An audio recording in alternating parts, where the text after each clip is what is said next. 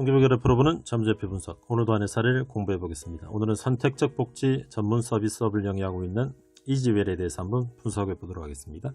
먼저 간략한 회사의 개요를 보겠습니다. 이지웰은 선택적 복지 서비스업, 그리고 소프트웨어 자문 개발 공급업, 전자상거래업을 목적으로 2003년 1월에 설립이 되었고 2014년 12월에 코스닥 시장에 상장이 됩니다. 최대주주를 한번 살펴보면 최대주주는 김상용 대표와 특수관계자가 26.91%를 소유하고 있는데 3분기 보고서 이후에 이 부분에 큰 변화가 생깁니다. 바로 뒤쪽에 다시 한번 설명을 드리겠습니다. 그리고 연결대상 종속회사로는 이지웰리스, 멘탈헬스케어, 기업의 임직원들을 대상으로 하는 멘탈헬스케어와 EAP 운영을 하고 있는 이지웰리스, 그리고 제주도 여행을 담당하고 있는 인터시투어, 그리고 INJ 테마 전문투자형 사무투자신탁 제1호, 그리고 넥스트 아일랜드, 제주도 우도에 테마파크를 건설하고 있는 넥스트 아일랜드, 이렇게 네 회사가 연결대상 회사로 되어 있습니다. 그럼 앞서 말씀드린 3분기 보고서 이후에 크게 변화된 모습을 한번 다시 설명을 드리겠습니다. 자, 최대 주주가 변경을 하게 됩니다. 계약 체결일이 2020년 12월 15일에 체결이 되고 김상용 대표 외 6인의 지분을 현대그린푸드는 상장회사이고 현대백화점의 계열 회사입니다. 즉 현대백화점 그룹의 지분을 김상용 대표와 6인이 그 지분을 다 넘기게 됩니다. 그래서 1주당 18,626원으로 넘길 당시보다 거의 만원 정도였으니까 거의 80%의 할증을 받고 경량권과 지분을 넘기게 됩니다. 김상용 씨와 그 지분을 가진 사람들은 엑시트를 하면서 아주 성공한 케이스로 엑시트를 하고 총 1,250억의 양수도 대금을 서로 체결을 하게 됩니다. 자, 그리고 현대그린푸드가 회사를 인수하고 나서 이제 앞서 말씀드린 계열 회사들을 다 넘기게 됩니다. INJ 테마 투자 전문 사무신탁 회사도 다른 회사에 지분을 팔게 됩니다. 그리고 이지웰리스도 지분을 다 매각을 하고요. 그리고 인터시투어도 지분을 다 매각해서 현재로는 이지웰 순수 단독 회사로 이제 경영을 계속 하게 될 것입니다. 자, 회사의 서비스를 한번 보겠습니다. 말씀드린 대로 선택적 복지를 현재 공급하고 있는 회사이고요. 기업 자체에서 운영하는 복지와 그리고 선택적 복지의 차이를 한번 보겠습니다. 대표적인 특성으로는 개별성, 유연성, 참여성, 효과성이라고 이야기를 하고 있고요. 근로자 개개인의 욕구와 이해관계를 중시하는 개별적 제도, 그리고 근로자에게 다양한 상품과 서비스에 대한 선택권을 부여하는 제도, 그리고 제도의 설계 및 집행 단계에서 근로자가 직접 참여를 하는 제도, 그리고 그렇기 때문에 근로자의 만족도와 비용 대비 효과가 아주 좋다고 회사는 이야기를 하고 있고, 이것 때문에 점점 더 참여 업체 수가 늘어나고 있습니다.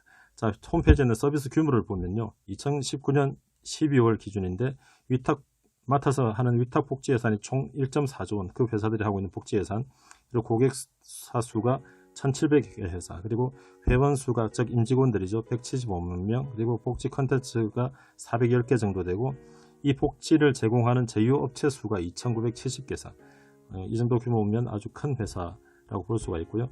거기에 나오는 이제 선택적 복지 사업의 수익 구조를 보면 컨텐츠 중개 수수료, 그리고 시스템 구축비, 유지 보수료, 카드 수수료, 기타 부가적인 서비스를 영위하면서 그 수수료 등을 회사가 이제 매출로 인식을 하게 되는 구조로 되어 있습니다.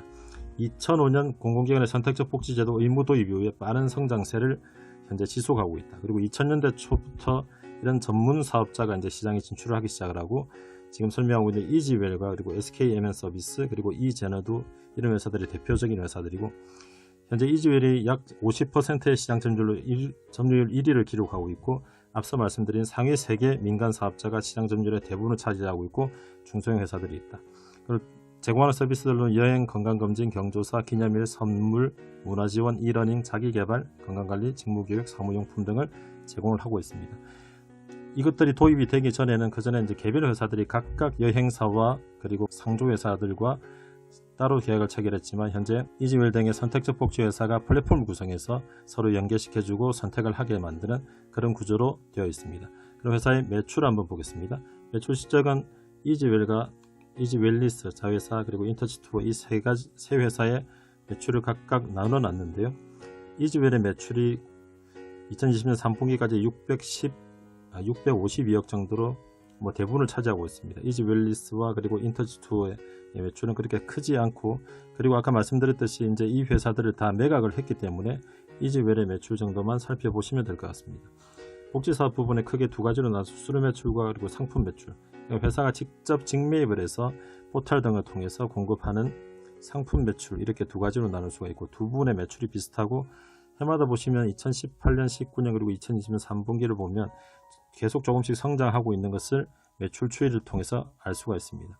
자, 그럼 상장 이후에 거의 8년 동안에 한번 재무제표 등의 추이들을 살펴보겠습니다. 먼저 매출액과 영업이익 부분인데요. 자, 전체적으로 보시면 조금씩 매출액이 우상향해서 늘어나고 있고, 그리고 아까 말씀드렸듯이 이번 4분기 주주총회 소집 공고가 나오면서 회사의 실적이 나왔는데, 중단여금 자회사들의 매출을 계약이 체결되었었기 때문에 제외를 했고요. 그래서 영업이익 부분은 이제 2016년에 잠시 주춤하다가 그래도 전체적인 트렌드는 조금씩 늘어나고 있는 것을 알 수가 있습니다. 자, 이것을 YOY로 전년 동기 대비 증감률을 살펴보겠습니다. 파란색이 매출액 증감률인데요. 거의 2019년 1분기 정도를 빼놓고는 역성장을 하는 것이 없이 매출이 전년 동기 대비 성장을 하고 있습니다. 앞서 매출액 그래프에서는 조금 이렇게 분기마다 차이가 있는데, 이것이 결국 회사들이 집행하는 시기가 계절별로 비슷하기 때문에 전체적으로 보시면 매출이 증가를 하고 있고, 말씀드렸듯이 2020년 4분기 매출은 자회사들의 실적을 배제를 한 매출이기 때문에 이제 전체적으로 전년 동기 대비보다는 줄어든 것을 볼 수가 있고, 영업이익 부분은 아까 말씀드린 2016년에 약간 주춤하다가 그 이후로는 크게 역성장이 없이 조금씩 성장을 하고 있고, 오히려 2020년 4분기가 매출은 줄었지만 영업이익이 전년 동기 대비 늘어난 것을 알 수가 있습니다. 이것을 뒤쪽에서 한번 살펴보겠습니다. 자, GPM, OPM, 그리고 판관 비율, 그리고 NPM, ROE 등인데요. 자, 전체적으로 보시면 상장 초기인 2013년, 14년에 GPM이 거의 70%가 넘어갔던 상황이었는데, 그것이 한 단계 떨어져서 한 50% 전후를 계속 형성을 하고 있었고요.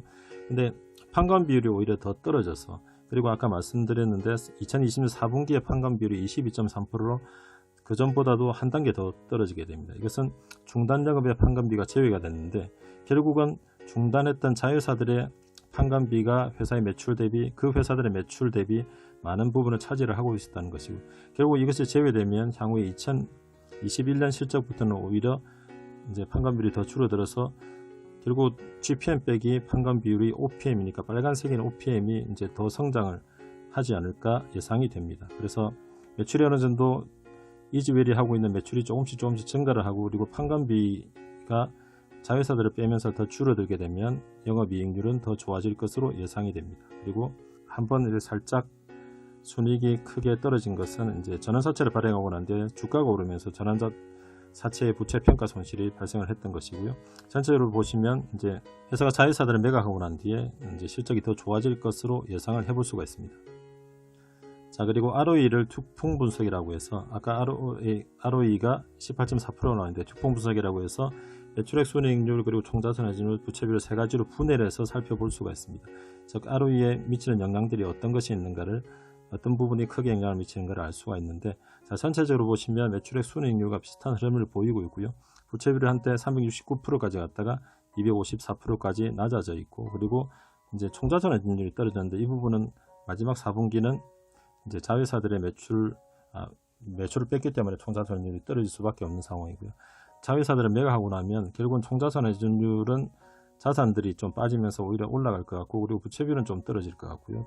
자회사들의 실적이 그렇게 좋지 않았었기 때문에, 그리고 이제 순이익률은 조금 더 올라가지 않을까 싶습니다. 그래서 전체적으로 ROE가 이제 20% 이상으로 또 상향이 될 조건은 2021년에 갖출 것 같습니다. 그래서 회사의 ROE가 20%가 넘어간다면 아주 훌륭한 현재로는 회사인 것을 알 수가 있습니다. 자, 그리고 자산총계, 부채총계, 자본총계, 시가총액인데요. 자, 전체적으로 보시면 상장 초기에 시가총액, 좀 회사가 하는 일들이 이제 비교 대상 업체가 없고, 상장 기업 중에 회사가 하는 일이 그렇게 유형자산 투자가 많지 않은 회사라서 아주 좋은 평가를 받아서 주가가 높았다가, 그리고 2017년, 18년에 조금 주가가 떨어졌다가 최근 들어서 다시 회사가 주가가 오르고 있고, 그리고 현대백화점 계열에 넘어갔기 때문에 시가총액이 또 더 오른 그런 모습을 보였습니다. 그리고 최근에 ROE가 좋아지면서 이제 자본총계가 점점 더 약간 상승하는 폭이 커지고 있고요. 그리고 전체적으로 부채가 자본보다 큰 이 부분은 기타금융 부채라고 해서, 회사가 먼저 서비스를 제공할 회사에게 선수금을 먼저 받아서 그것을 가지고 있다가 서비스를 나중에 제공하는, 오렌 버핏이 주주 사안에 썼던 플로트가 먼저 발생을 하는 아주 좋은 모델로 생각하는 그런 회사들, 보험회사와 같은 그런 회사의 구조를 가지고 있습니다. 그래서 회사가 먼저 선수금을 가지고 회사가 현금성 자산을 가지고 있다든지 단기 금융상품으로 운용을 하는 아주 좋은 모델로 현재 운용이 되고 있습니다. 자, 그리고 밸류에이션 지표를 한번 살펴보겠습니다. 앞서 말씀드렸듯이 주가가 상장 초기에 상당히 높아서 PBR이 9 이상까지도 올라갔었습니다. 유형자산 투자가 그렇게 많지 않은 회사이기 때문에 PBR이 이렇게까지 형성이 될 수는 있습니다. 그러나 좀 기대치가 높았고 언제나 항상 프리미엄이 붙어 있고 최근에 주가가 또 오르면서 그리고 많이 떨어졌을 때도 회사의 PBR이 한 3 근처까지 떨어진 정도이고 그리고 PER도 한 24, 20 전후로 계속 형성을 하고 있고 그리고 PFCR이라고 프리캐시플로우에 대한 시가총액 수준인데요. 이것도 항상 언제라도 조금 높게 형성이 되어 있습니다. 그래서 회사 전체적 밸류에이션은 좀 프리미엄을 받고 있고 회사가 하는 일들이 국내에서 보기 드문 플랫폼을 기반으로 하는 운영을 하고 있는 회사이기 때문에 회사가 항상 프리미엄을 조금씩 받고 있고 그리고 그런 것도 또 좋게 평가를 해서 현대백화점 그룹에서 인수를 한 것으로 진행이 되었습니다. 자, 재고자산의 준수, 매출채권의 준수를 살펴보는데요. 자, 매출채권의 준수, 매출채권이 얼마나 잘 회수가 되느냐. 매출이 아무리 증가를 하고 영업이익이 증가를 하더라도 매출채권이 잘 회수가 되지 않으면 나중에 충당금으로 쌓게 돼서 적자를 보게 되는 원인이 되는데 매출채권의 준수가 7일입니다. 즉 매출이 발생을 하게 되는 고객사가 공공기관이라든지 그리고 어느 정도 중견기업 이상의 회사들이기 때문에 자금을 회수하는데 큰 문제가 없고 오히려 아까 말씀드렸듯이 선급금을 먼저 받아서 회사 운영을 하고 있기 때문에 아주 현금 흐름에 아주 좋은 영향을 가지게 되는 회사입니다. 그리고 재고자산은 별로 없고 아까 말씀드렸듯이 포털을 통해서 이제 상품을 제공하는 이런 부분들에 있어서 재고자산이 조금 발생하는 규모 정도. 그래서 회사의 현금 흐름은 아주 좋은 구조로 되어 있는 회사입니다. 자, 그러면 현금 흐름표를 그래프로 나타내는데요. 상장 이후에 한 8년간의 현금 흐름표입니다. 자, 전체적으로 보면 영업 현금 흐름이 최근 들어서 폭이 상당히 커졌습니다. 회사 영업 현금 흐름을 항상 잘 보셔야 되는데 아무리 회사가 이제 매출이 증가를 한다고 해도 현금이 돌지 않으면 계속 주주에게 손을 벌려서 돈을 빌리게 되는 그런 상황에 처하게 되는데 이주엘은 아주 이 부분이 최근 들어서는 아주 좋은 큰 폭으로 이제 늘어나게 되고 집행하는 시기에 따라서 영업 현금이 좀 마이너스로 가게 되지만 전체적으로는 좋은 구조로 현재는 발생을 하고 있습니다. 그리고 사무실이 110억 정도를 발행했고 그리고 사무이익이 65억, 이익은 주식 교환이기 때문에 이 부분은 이제 주주의 가치를 희석시키지 않습니다. 그리고 4분기 들어서 장기 차익금을 120억 정도 도입을 했습니다. 그리고 손자회사인 넥스트 아일랜드의 제주 토지 매입이 있었고요. 그리고 손자회사 넥스트 아일랜드 건물을 이제 설립하는 건설하게 되는 과정이 2번 정도 진행이 현재 되었습니다. 그런데 이 부분들도 이제 매각을 했기 때문에 더 이상 발생을 하지 않게 될 것입니다. 자, 이것을 이제 전체적으로 최근 4분기 합산으로 보면은 전체적으로 보시기에 좋습니다. 자, 영업 현금 흐름이 꾸준히 잘 형성이 되고 있었고 2016년에 약간 좀 주춤했지만 그 이후로는 최근 들어서는 4분기 합산의 영업 현금 흐름이 아주 좋은 모습을 보이고 있습니다. 그래서 최근 4분기 합산은 273억, 시가총액 2334억입니다. 2월 26일 종가 기준으로. 그리고 최근 들어서 좀 이제 부채를 끌어서는 모습을 또 보이는데 현대백화점 계열에 이제 넘어가고 있는데 이 부분이 어떻게 진행될 것인가를 한번 살펴봐야 될 것 같습니다. 그래서 회사가 현금이 잘 들어오면 이제 기타 투자로 단기 금융상품 등에 이제 운용을 하고 있는 모습을 알 수가 있고 아까 말씀드린 이 빨간색인 유무형 자산 투자, 그리고 캐펙스 투자는 이제 더 이상 발생하지 않을 가능성이 높습니다. 자, 이렇게 전체적으로 봤을 때 회사의 현금 흐름은 아주 긍정적인 모습으로 보이고 있고요. 그리고 회사의 성장성이라든지 이런 부분에 대해서는 어느 정도 담보가 될 수 있는 부분이 있습니다. 경기 상황에 따라서 기업들은 이제 복지 예산을 좀 줄이는 가능성, 이런 것들은 또 리스크 요인으로 한번 생각을 해보셔야 되고 현대백화점 계열에 편입되고 난 뒤에 이제 이 플랫폼 업체를 어떻게 운영을 해나갈 것인가.